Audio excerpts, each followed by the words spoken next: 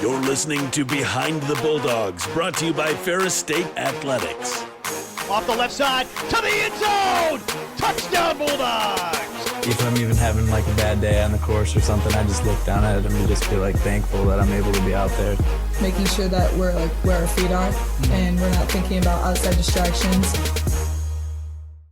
Welcome in everybody to episode 5 of Behind the Bulldogs. Brandon Worth joined as always by Tatum Outlaw, and we are so excited that you are joining us here for another edition of Ferris State Behind Closed Doors. I guess we can informally say, getting to know the athletes a little bit off the playing surface, you're getting to know them a little bit.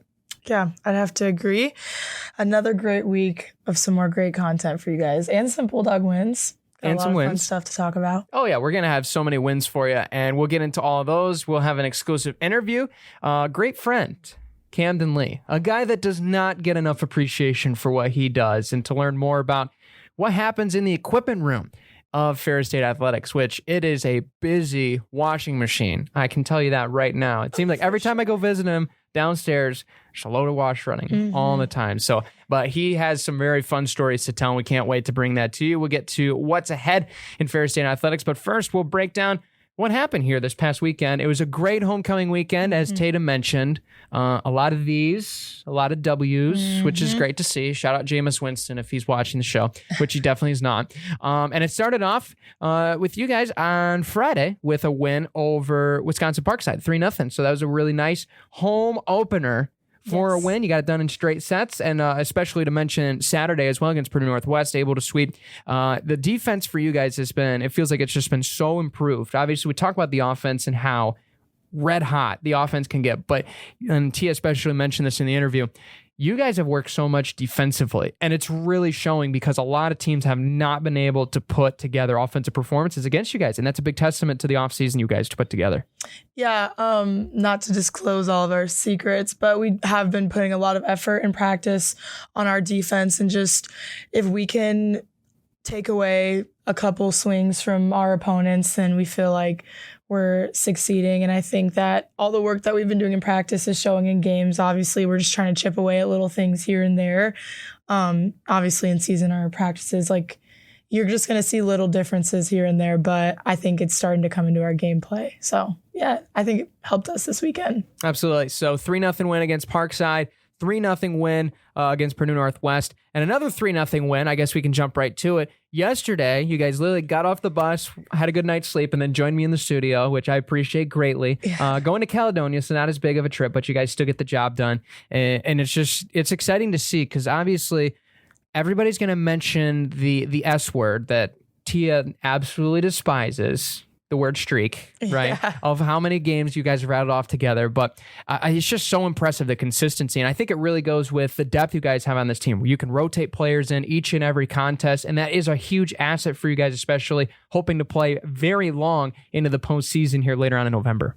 Yeah, I think it's cool. I mean, we talk about it all the time, how we can have any 6 out there and we can still get the job done. And that's just been something we've just strived for as a team. So it's cool to see us actually be able to implement that into our games. And I don't know, the last 3 games we've played, they've been tough opponents. They're good teams. So we just try to be adaptable, and we've realized that, we could be doing everything right and the team could still just be working their butt off to beat us. So just trying to be adaptable and switch things around and be able to trust anyone out there. That's totally been a big part of why we're doing so well right now, I think. Absolutely. It's really exciting, and we can't wait to see you guys back in action. We'll get to that here later on in the show. Soccer falls to Northern Michigan at Marquette 3-0, but they bounce back in a big way. They end up beating the Huskies in Houghton 2-0, which was huge. A big standout performance from the offense, especially for In Between the Pipes. Fillion shuts them out. Another great performance from her.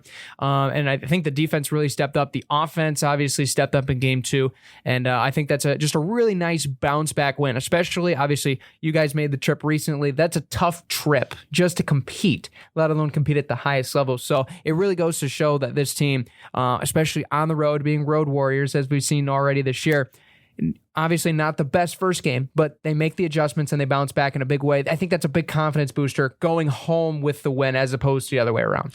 Oh, for sure. And it's always a challenge to compete in the UP. And I think that when you can bounce back from adversity like that, I think that speaks volumes about our team. So I'm glad they could, like you said, bring home a win. Absolutely. And hockey was underway for the season opener. And boy, did they put on a show for our Bulldog fans. 2, not 1, 2 shootout wins. I mean, that's just about as good as it gets when it comes to getting fans in the building.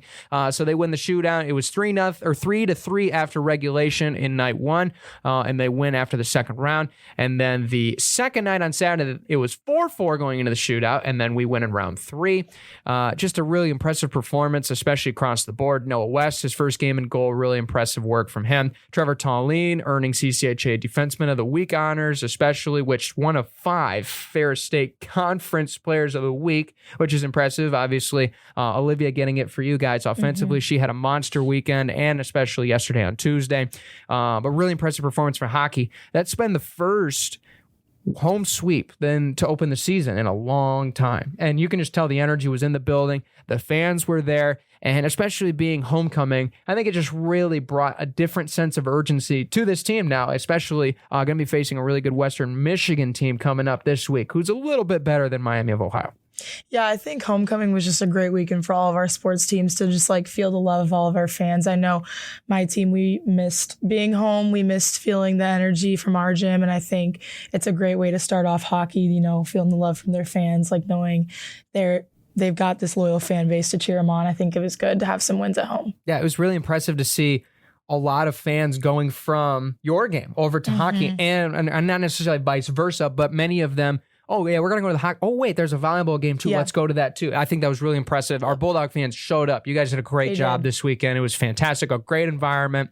And especially for the football game, which was obviously the main event. Boy, what a performance that was. It was a little slow. In the second quarter, obviously the score line, if you look in the box score and you follow, you're like, oh, whoa, they were actually a little closer. But we got the job done, 55-13 over Roosevelt.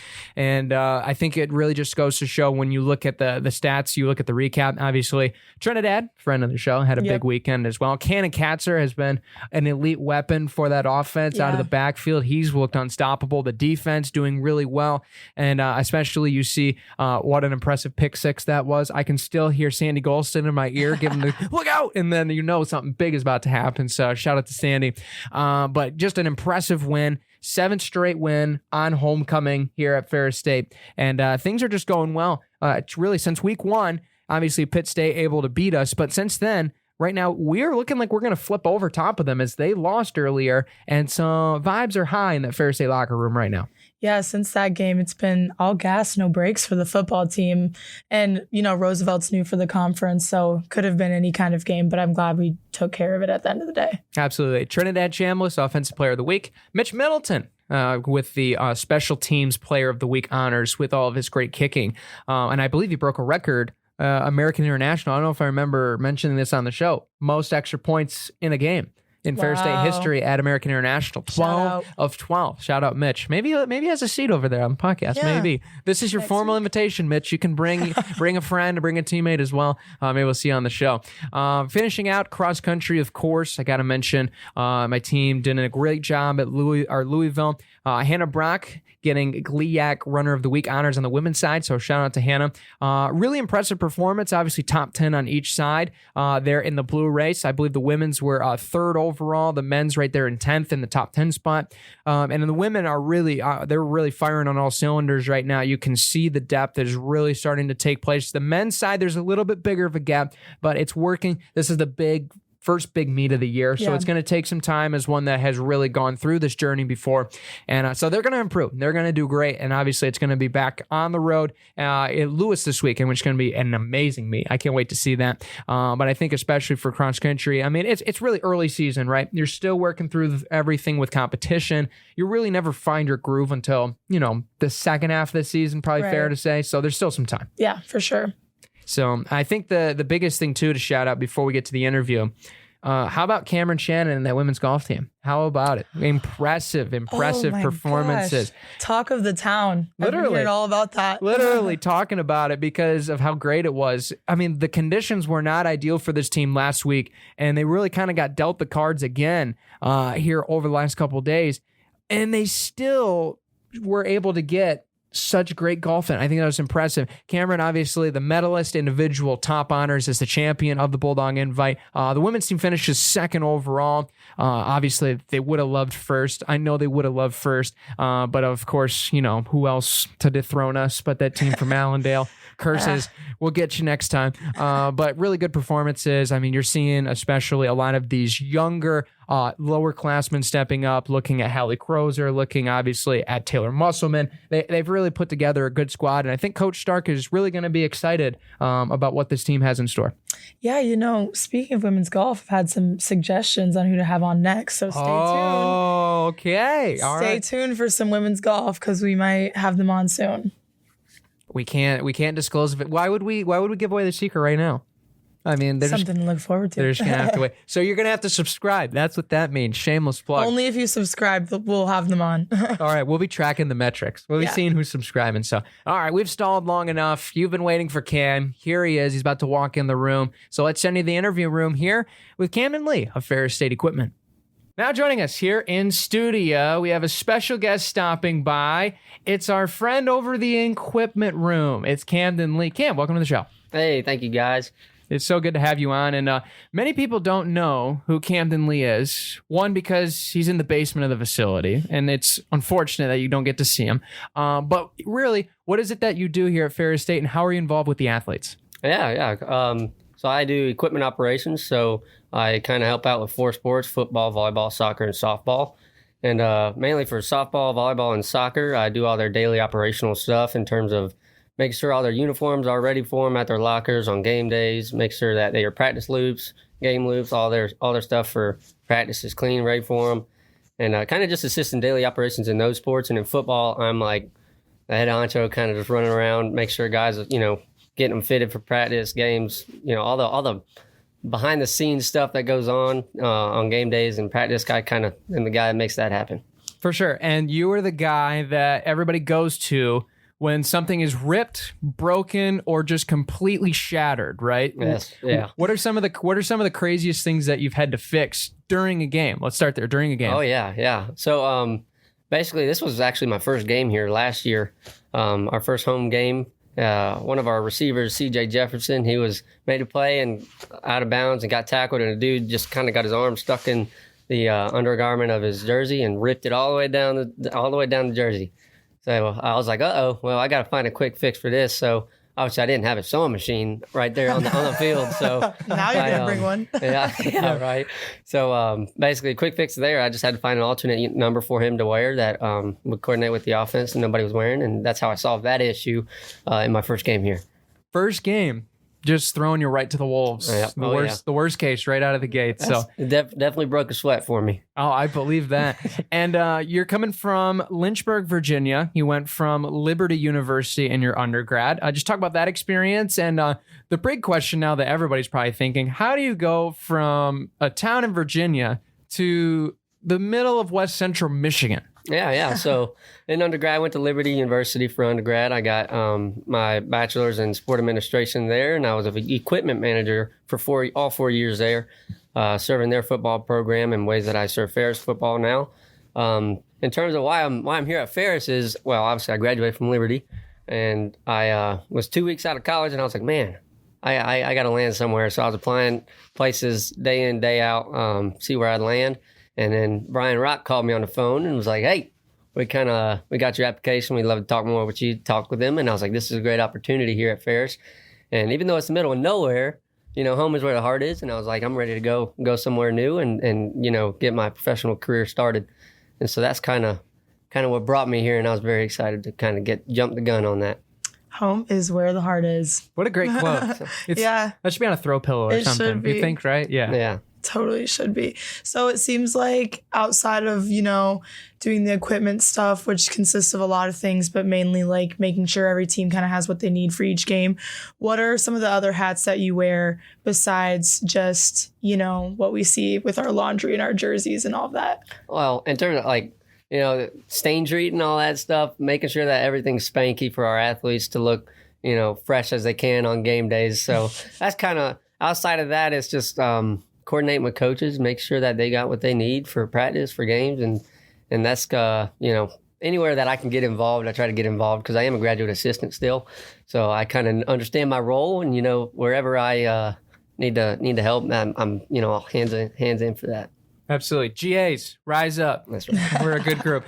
And there are fun parts of your job too. It's not all just going through, fixing chaos, Right. broken things. You get to do some fun stuff too, including helping design some uniforms. Oh, yeah. Talk about that experience, especially with the new football unis that just came out. Yeah. So we got two new uniforms this year. We got new golds and new whites, and that kind of threw me for a curveball there. I was like, man, I'm a GA and I'm designing the new uniform. That's something really cool I got to be a part of and kind of learn through, because that was my first time designing a uniform and actually stamping my name on something that would be long lasting here. Right. And so that was a really cool experience for me, and just kind of learning that process, and also seeing how the community and the players react to it. That was something really enjoyable. For sure. And it wasn't just him. So if you hate him, it's not just his fault. But if you love him, it was all him. So His fault, 100%. yeah, absolutely.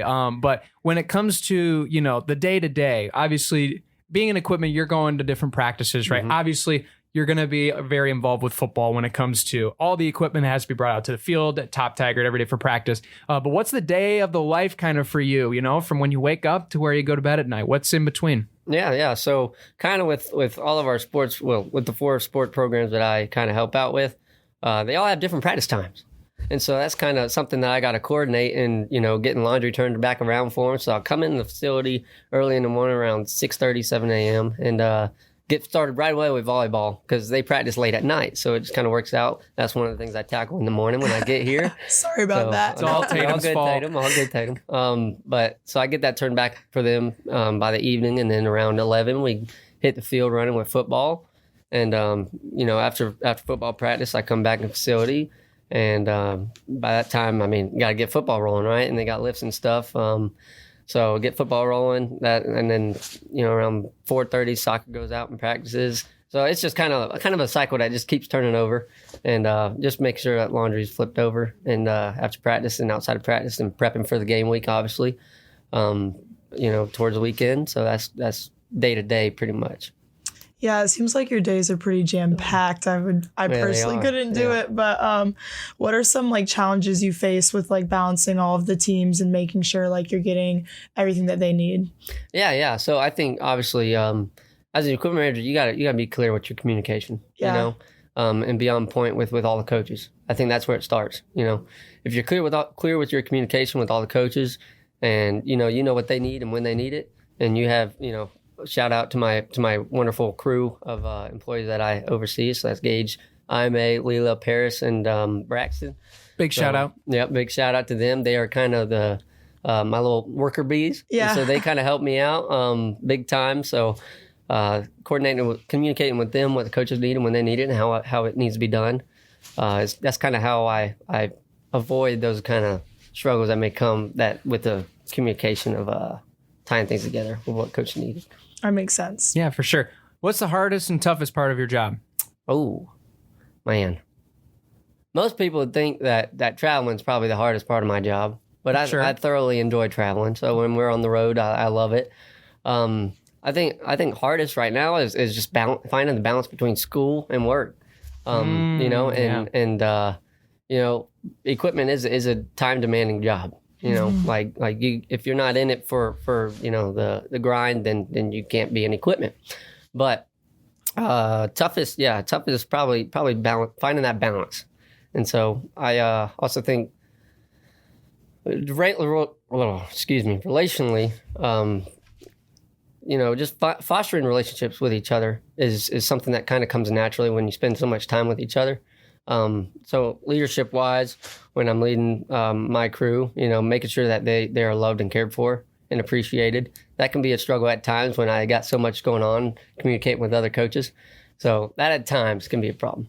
For sure. So you mentioned balancing classes and work. Are you still currently in classes? I am, yes. Okay, tell us more about that. Yeah, so this May, actually, I'll graduate, hopefully, Whoop, whoop. Lord willing, with my Master's in Business Administration. Heck yeah. Wait, I have that. Wait a minute, that's my degree. Yeah. Man, it's almost like I've replied to some of your discussion posts. Oh, wait a second. But yeah, I currently I'm in accounting 614 and SDQM as well. So knocking those classes out. Actually, accounting ends in 2 weeks, but I'll pick up finance and then be on the road to grabbing that piece of paper come May. Sweet. We love grabbing the piece of paper, man. Yeah. I cannot wait. I can tell you that Oh, right yeah. now. When it comes to the travel aspect, obviously you've gotten to see quite a bit of the United States traveling with these teams. What's been the favorite stop along the way? Oh, yeah. What a great question. So for last year, we went to Michigan Tech in the UP. And that was right around, I think they call it color tours or something. Oh, yeah. Yeah. It's like the late autumn time when the leaves are turning. Yeah, so it was peak season for that. And I went up there and I was exposed to a new world. It felt like, I was like, man, this is my first time in the UP. I was like, it's beautiful up here. All the vibrant colors. We don't get vibrant colors like that in North Carolina. They kind of just get brown and just fall off the trees, you know? Yeah. But up there, it was beautiful. Yeah, So that's awesome. probably my favorite stop. Yeah, for sure. You guys just went up there, Tatum, too. Was it about the same? You got to see the colors a little bit while you're up north? They were coming in, but it wasn't to its fullest potential yet. But hopefully we don't go back there for anytime soon.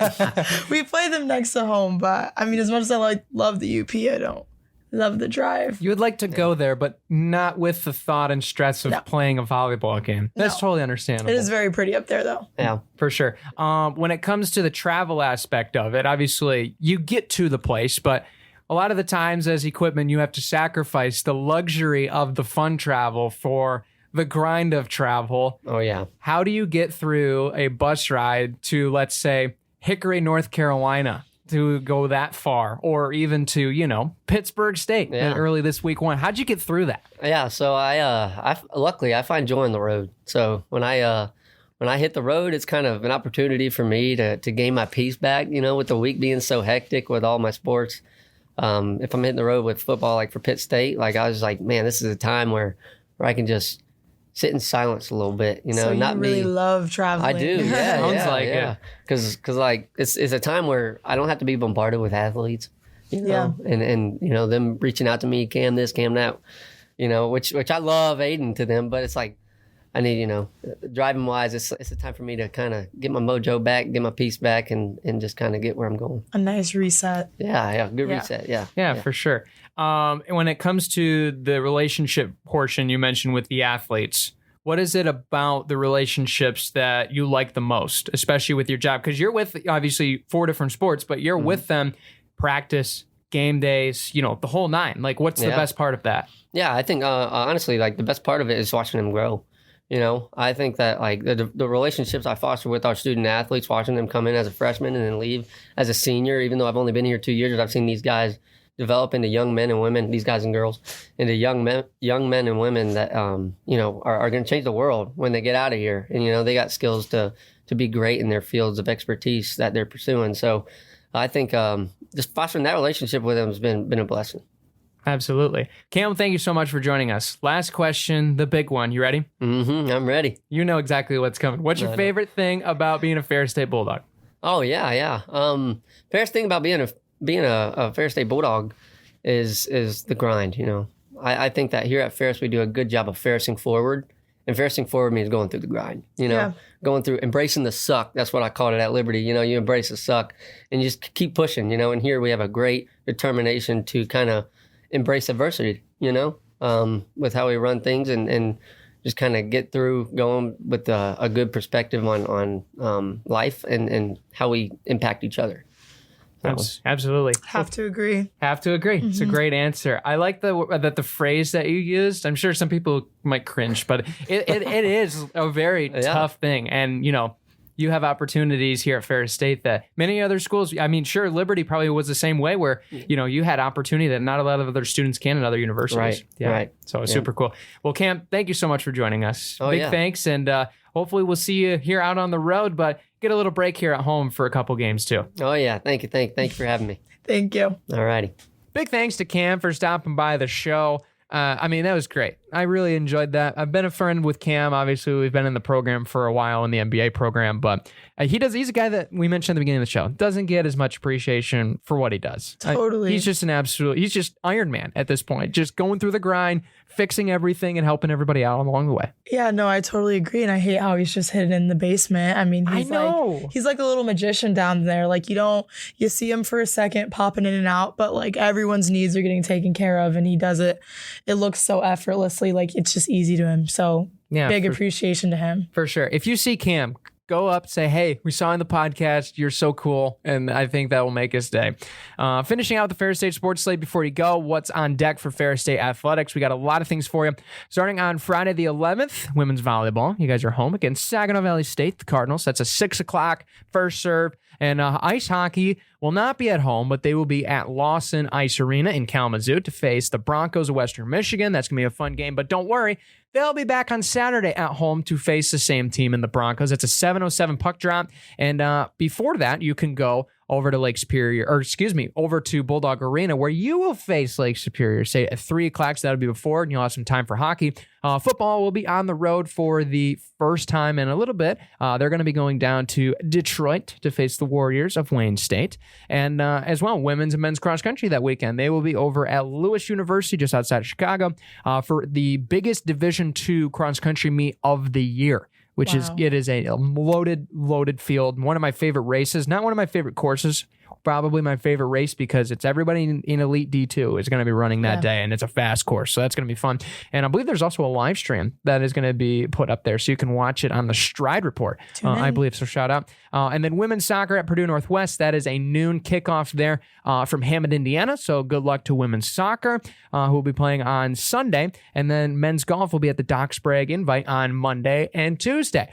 The golf team doesn't get enough credit because they miss probably the worst time in the week for school to go compete, and they still make it work with high GPAs. I don't know how they do it. I barely get out of bed on Monday and Tuesdays nowadays. I agree completely. It's just tough to do, but that's your Ferris State Sports Slate. For more, you can log on to ferrisstatebulldogs.com. Big thanks to you guys for tuning in. Big thanks to Dazos Digital as a primary sponsor. Another banger episode, and it seems like now, Tatum, our show's catching on because we've gotten guest suggestions, even though we have a pretty substantial, extensively long list. Yeah. We're gonna have to do some logistics finagling to make this thing happen, but we're just so glad the fans are enjoying the show. Yeah, and for all the people watching that come up to me and give me suggestions, I love it. I love that you guys are watching and loving what we do because we're having so much fun. Yeah, you can't see it off the screen, but our list is very extensively long. So big thanks to you guys. Big thanks, and be sure to subscribe for more.